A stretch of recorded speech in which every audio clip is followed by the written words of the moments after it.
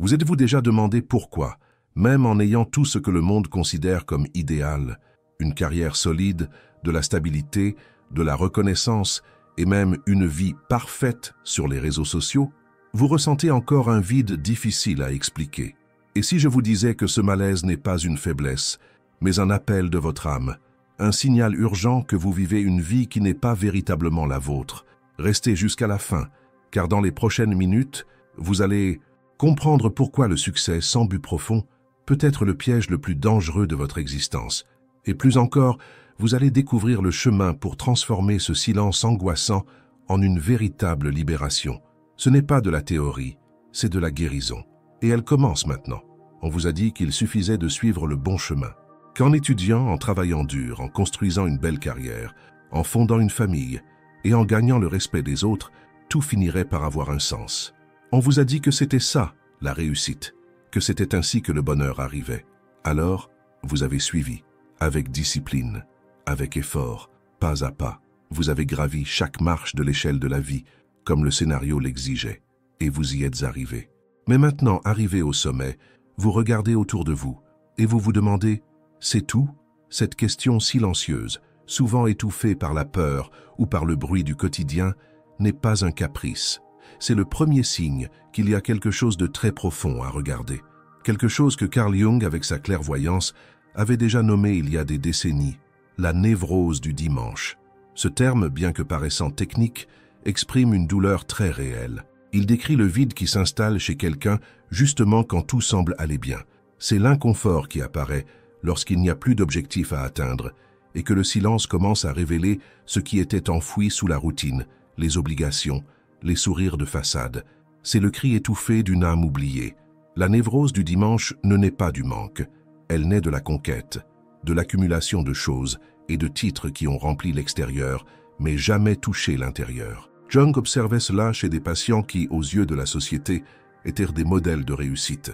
Ils avaient le statut, les biens, le prestige, mais à l'intérieur, ils avaient l'impression de jouer un rôle sur une scène bondée.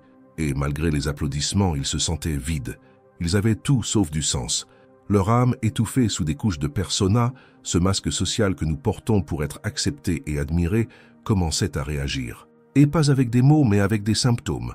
Angoisse, anxiété, apathie, envie de tout quitter sans savoir pourquoi. Ce malaise n'est pas un défaut, ce n'est pas de l'ingratitude, et encore moins un manque de foi. C'est simplement l'âme qui dit « Tu as construit une vie que le monde admire, mais que toi tu ne reconnais pas comme tienne. » C'est difficile à admettre, je le sais, parce qu'il est douloureux de réaliser qu'au nom du succès, vous avez dû sacrifier des parties essentielles de vous-même, votre sensibilité, vos rêves oubliés, votre liberté. Peu à peu, vous vous êtes modelé selon les attentes des autres, jusqu'à vous perdre de vue. Et c'est le point que beaucoup atteignent vers 35 ou 40 ans. Mais cela peut venir plus tôt ou bien plus tard, le moment où l'on sent qu'il manque quelque chose d'essentiel, même quand rien ne semble aller mal. Jung appelait ce moment le tournant de la vie. C'est le moment où l'ego, ce personnage que vous avez incarné pendant des décennies, commence à perdre son pouvoir. C'est alors que l'âme demande à reprendre sa place. Elle ne veut plus que vous viviez dans l'apparence. Elle ne veut plus que vous continuiez en pilote automatique, à accumuler des réussites qui ne résonnent plus avec vous. Elle veut de la vérité, du sens, de l'intégration. Et c'est là que la véritable crise s'installe. Il ne s'agit plus de vouloir une nouvelle voiture, une nouvelle promotion ou une nouvelle relation. Il s'agit de vous retrouver, de vous souvenir de qui vous étiez avant de chercher à plaire au monde, de vous rappeler qui vous étiez avant de porter le masque. Car la persona, bien qu'indispensable à la survie sociale, lorsqu'elle domine la vie, nous vole notre authenticité. Et lorsque le soi est ignoré, il ne disparaît pas. Il tombe malade. Cette maladie commence silencieusement. Elle se manifeste par la fatigue, la procrastination, la perte d'élan, cette sensation de vivre en pilote automatique. Puis, elle s'intensifie. Insomnie, crise existentielle, tension dans les relations, apathie qu'aucun week-end ne répare. Le corps commence à parler, l'esprit résiste, et les rêves, ces rêves symboliques et étranges qui nous visitent la nuit, apportent des messages que le conscient ne peut plus nier.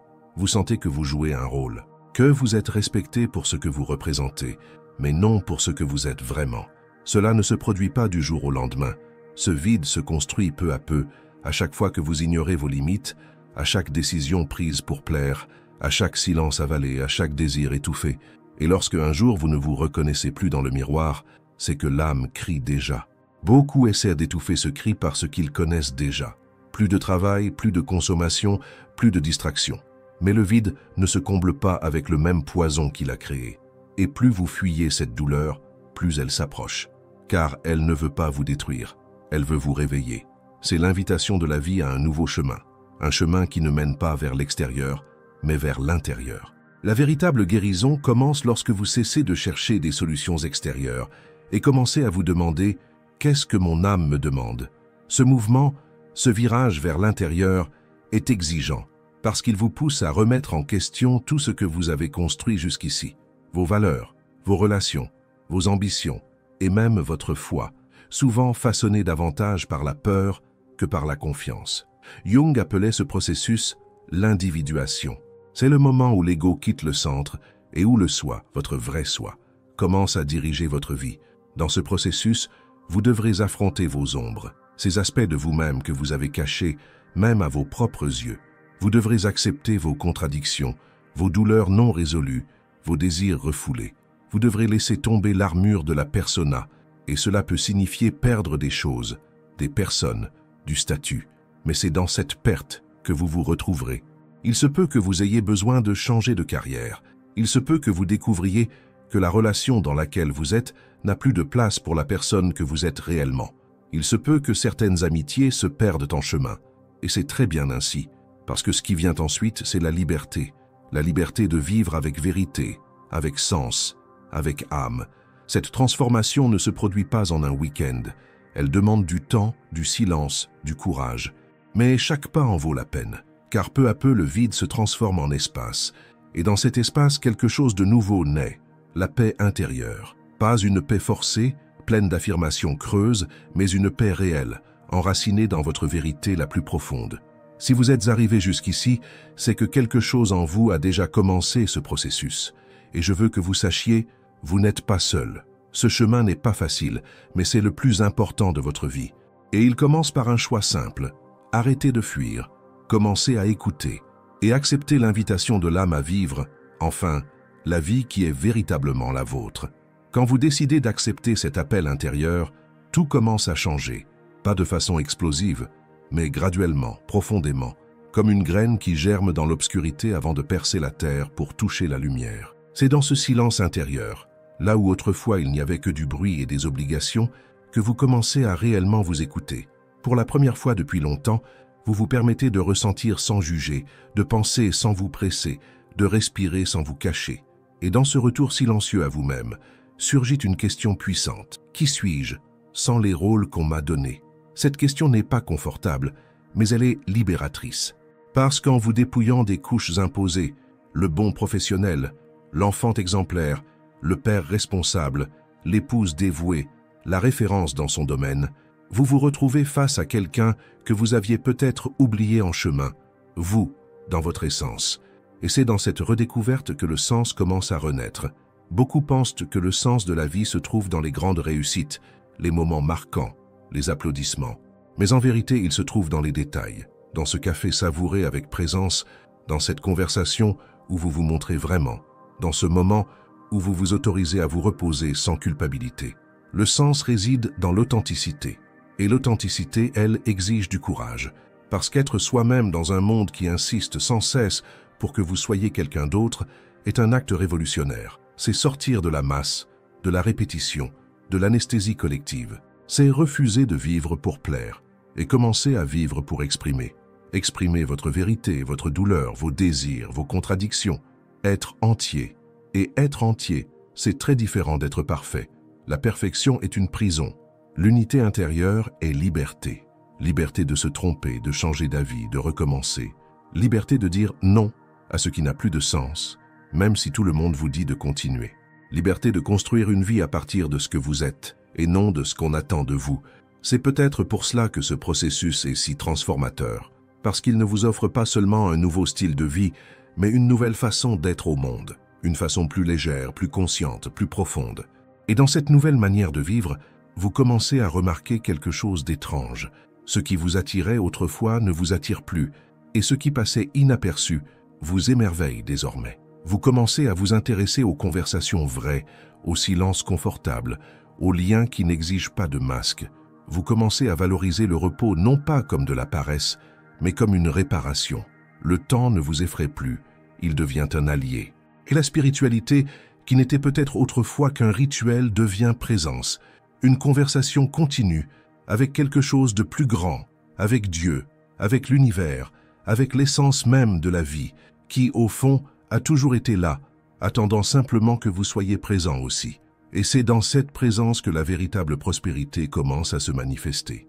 Non seulement la prospérité matérielle, qui peut bien sûr venir en conséquence, mais la prospérité émotionnelle, spirituelle, relationnelle. Vous commencez à comprendre que l'argent sans but est un fardeau, que le statut sans vérité est une fatigue, que la reconnaissance sans connexion est une solitude. Mais lorsque vous vivez à partir de l'âme, tout coule autrement. Les bonnes opportunités se présentent, les chemins s'alignent, les réponses apparaissent. Parce que vous cessez de courir après la vie et commencez à marcher avec elle. Voilà la véritable abondance. Être entier, où que vous soyez. Faire la paix avec votre histoire. Vous reconnecter à vos dons et permettre au flux de la vie de vous guider plutôt que la rigidité de la peur. L'âme connaît le chemin. Et si elle est agitée, c'est qu'il est temps de changer de direction. Il est temps de quitter le scénario tout fait et de commencer à écrire le vôtre. Avec vérité, avec profondeur, avec foi. Car la foi n'est pas seulement croire que tout ira bien. C'est faire confiance au fait que, même dans les moments les plus sombres, il y a un sens, il y a un dessein qui se révèle, même lorsque vous ne pouvez pas encore le voir. Et quand vous vivez guidé par ce dessein, quelque chose de magique se produit. Vous devenez immunisé contre la précipitation du monde. Votre paix ne dépend plus de ce qui est à l'extérieur, elle naît en vous. Et personne ne peut la vous enlever. C'est justement cette paix que tant de personnes cherchent au mauvais endroit. Épuisées, elles tentent de trouver dans la consommation ce que seule la conscience peut offrir. C'est pourquoi ce retour à soi n'est pas de l'égoïsme. C'est la seule façon de vivre avec âme. Et plus les gens s'éveillent à cela, plus le monde change.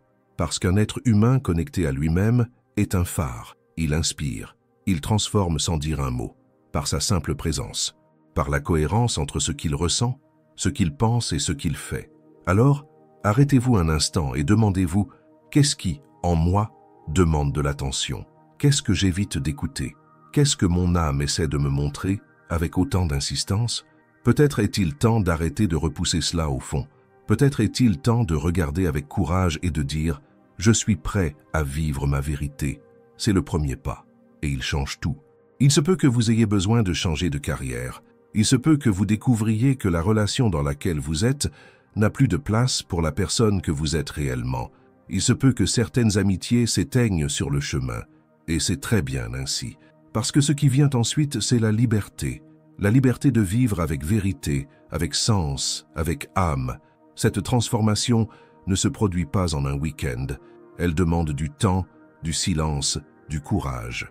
Mais chaque pas en vaut la peine, car peu à peu le vide se transforme en espace. Et dans cet espace, quelque chose de nouveau naît, la paix intérieure. Pas une paix forcée, pleine d'affirmations creuses, mais une paix réelle, enracinée dans votre vérité la plus profonde. Si vous êtes arrivé jusqu'ici, c'est que quelque chose en vous a déjà commencé ce processus. Et je veux que vous sachiez, vous n'êtes pas seul. Ce chemin n'est pas facile, mais c'est le plus important de votre vie. Et il commence par un choix simple. Arrêtez de fuir, commencez à écouter et acceptez l'invitation de l'âme à vivre, enfin, la vie qui est véritablement la vôtre. Quand vous décidez d'accepter cet appel intérieur, tout commence à se réorganiser en vous. Pas de manière brusque, mais comme si de vieux engrenages, rouillés et oubliés, recommençaient lentement à tourner. La vie prend une autre texture. Ce qui paraissait autrefois banal, répétitif, sans vie, retrouve couleur, densité et sens. La routine ne disparaît pas, mais elle ne vous épuise plus de la même manière, parce qu'il y a désormais de l'intention, de la présence, du sens. Il ne s'agit pas d'abandonner tout du jour au lendemain, ni de renverser votre existence. Il s'agit de revenir à votre essence, pas à pas, d'écouter votre respiration, de regarder à l'intérieur sans peur, de discerner quels engagements ont encore du sens et lesquels ne sont que des chaînes déguisées en obligations. De commencer à faire des choix conscients et non dictés par l'inertie. Et cela en soi est déjà un miracle silencieux. Ce processus de reconnexion est un retour au sacré qui vit en vous, une récupération de tout ce que vous avez laissé derrière pour vous adapter, vos intuitions, vos rêves anciens, votre sensibilité, votre besoin de silence, votre soif de vérité. Tout ce qui autrefois semblait faiblesse se révèle aujourd'hui comme une force. Tout ce qui fut réprimé pour ne pas détonner devient désormais essentiel. Vous n'avez pas besoin d'être tout pour tout le monde. Vous n'avez pas à porter le monde sur vos épaules pour prouver votre valeur, et encore moins à jouer un rôle pour entretenir une image. Votre âme n'exige pas la perfection. Elle réclame l'authenticité. Et plus vous répondez à cet appel, plus vous vous rapprochez d'un état d'alignement qu'aucune réussite extérieure ne peut vous offrir. Car cet alignement ne dépend pas de ce qui est dehors, il jaillit de l'intérieur. Et le plus étonnant, c'est que lorsque vous commencez à vivre dans cet état de vérité, le monde vous répond. Les connexions changent, le travail change. Les opportunités surgissent de lieux inattendus. Non pas parce que vous courez après la vie, mais parce que vous devenez magnétique. Vous attirez ce qui résonne avec ce que vous êtes, et non avec l'image que vous essayez de maintenir. C'est un processus profond, oui, mais aussi un processus concret. Vous commencez à comprendre que vous pouvez dire non sans culpabilité, que vous pouvez fermer des cycles qui ne nourrissent plus, que vous pouvez ralentir sans perdre votre valeur, que vous pouvez rêver de nouveaux chemins, même si personne autour de vous ne comprend, et que vous pouvez surtout vous respecter, vous prioriser, vous permettre d'exister. C'est cela, la maturité spirituelle. Pas une spiritualité détachée de la vie réelle, faite de phrases toutes prêtes et de promesses faciles, mais une spiritualité incarnée, présente au quotidien, qui transforme la manière dont vous vous reliez au temps, à l'argent, au corps, à l'autre. Parce que tout commence à être vécu de l'intérieur vers l'extérieur. Et dans cette nouvelle manière de vivre, même la souffrance prend une autre dimension.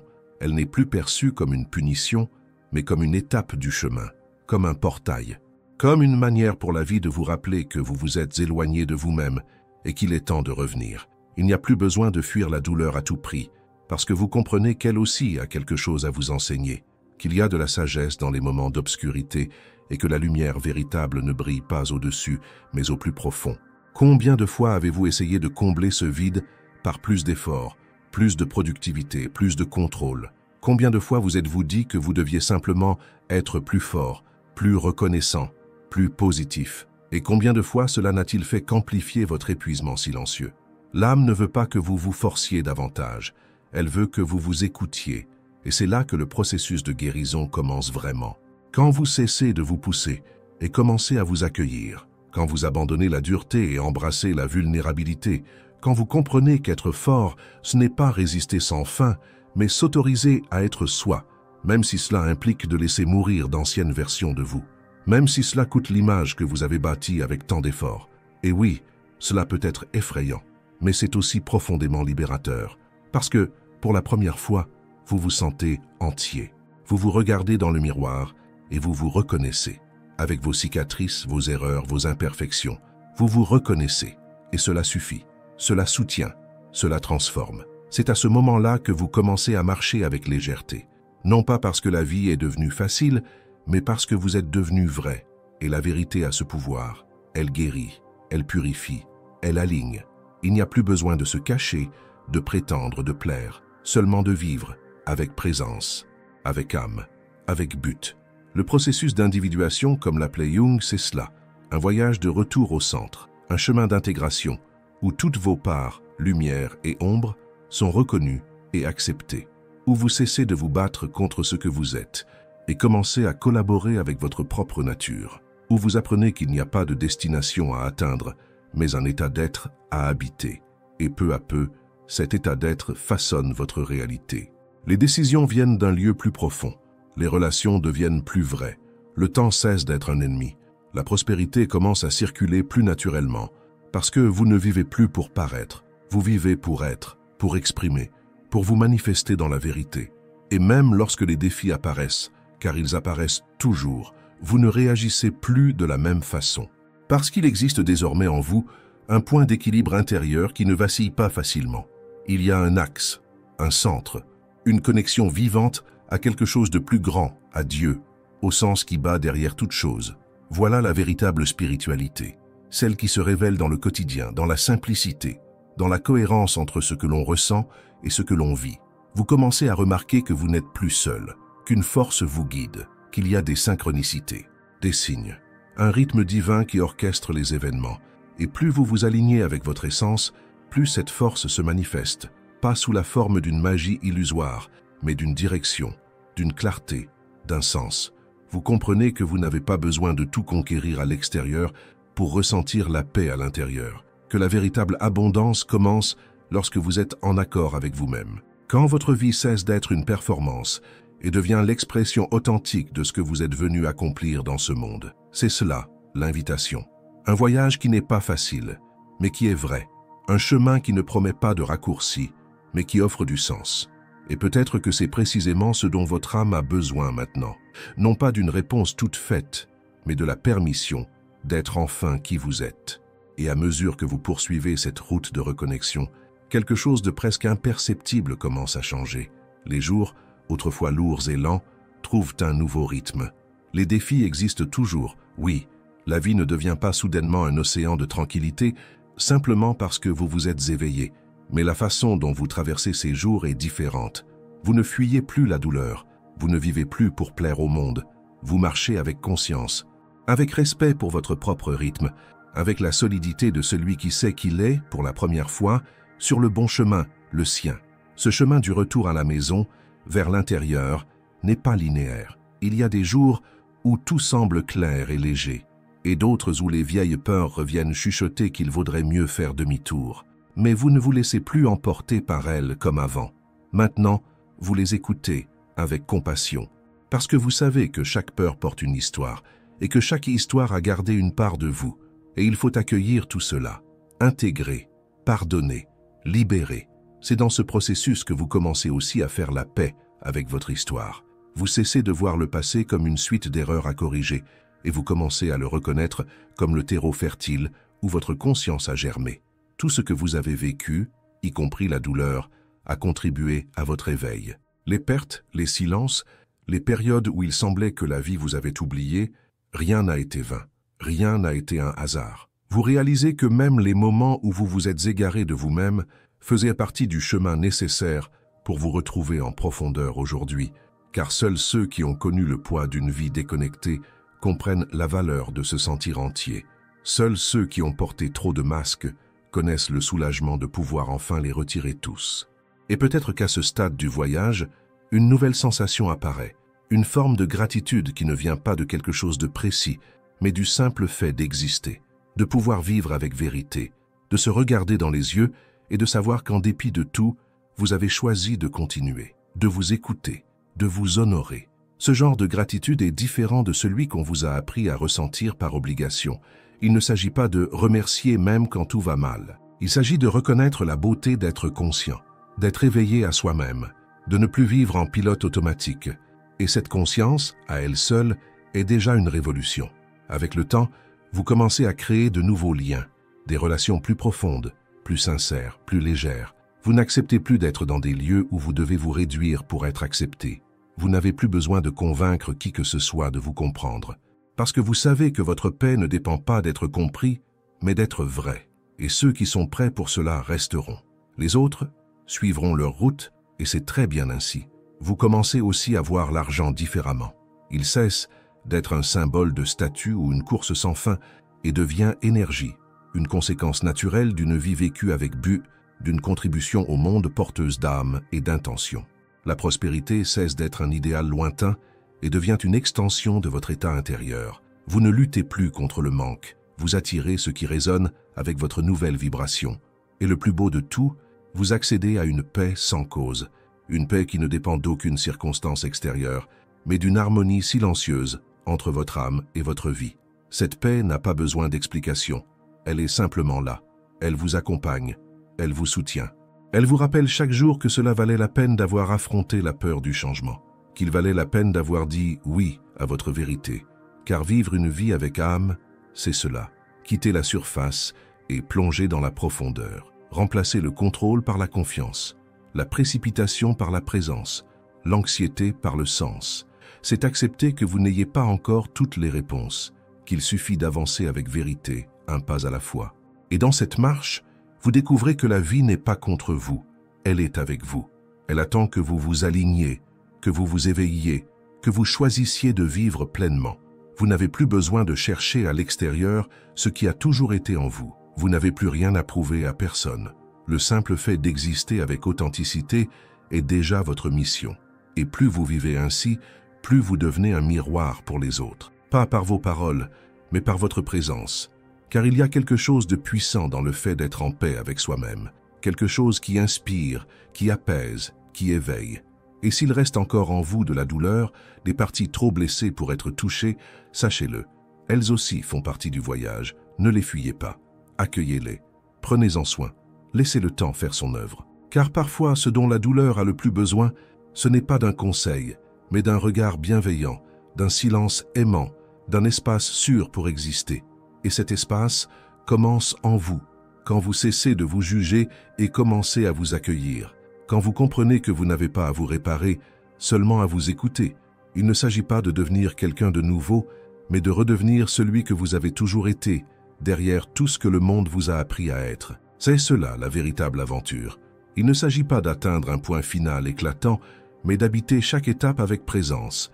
Il s'agit d'apprendre à vivre avec l'âme, même si le monde continue de courir, de choisir d'être entier, même quand la majorité vit encore à moitié.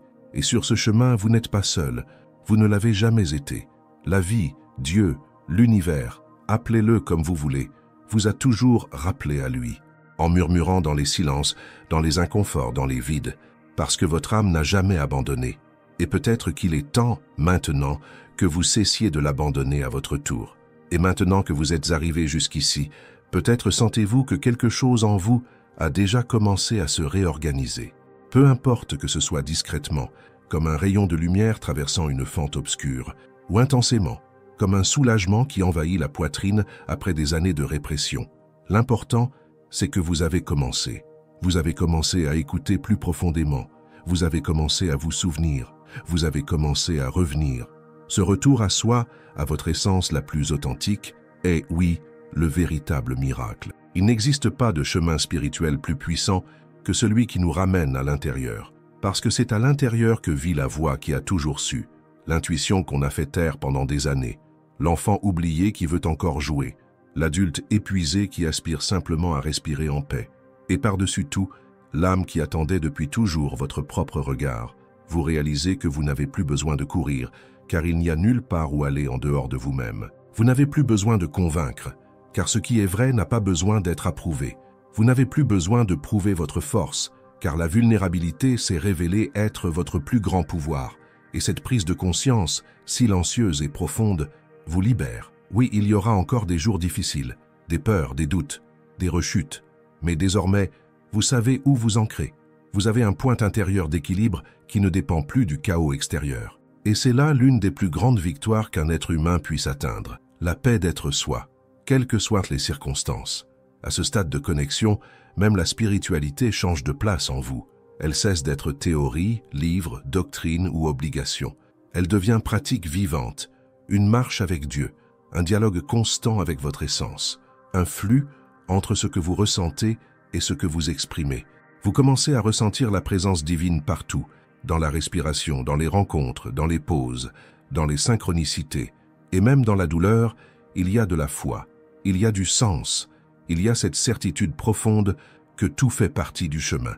C'est la grande récompense de ceux qui osent s'arrêter, se taire, plonger. La vie cesse d'être une suite d'obligations et devient un espace de création. Vous cessez d'être un personnage et redevenez l'auteur. Vous troquez le poids du « je devrais » contre la légèreté du « je choisis ». Et même lorsque vous tombez, lorsque vous échouez, lorsque vous vous égarez, vous savez déjà le chemin du retour, le silence, l'écoute, l'âme. Carl Jung nous a laissé un héritage précieux en nous montrant que l'âme ne tombe pas malade par hasard. Elle crie lorsqu'elle n'est pas entendue. Et ce cri, bien que douloureux, est le début de la guérison. C'est le souffle de vie qui pousse les portes fermées du cœur. C'est l'appel à abandonner la persona et à revenir au moi, au vrai moi, celui qui n'a pas besoin de se cacher, celui qui peut simplement être, et être soi vraiment, est la plus grande forme de prospérité. C'est une abondance qui commence à l'intérieur et se reflète dans chaque domaine de la vie, parce qu'une vie avec âme n'a pas besoin d'artifice, seulement de présence, et cette présence transforme.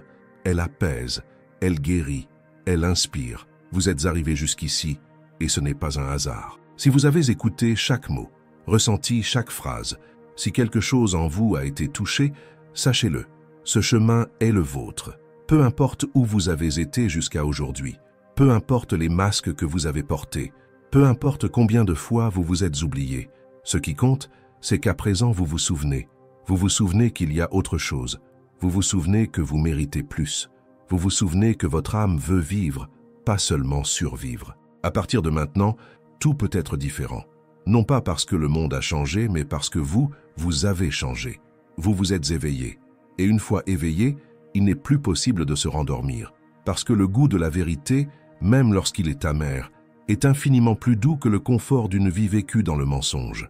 Permettez-vous, ayez confiance dans le processus, marchez avec foi et surtout, choisissez de vivre avec âme.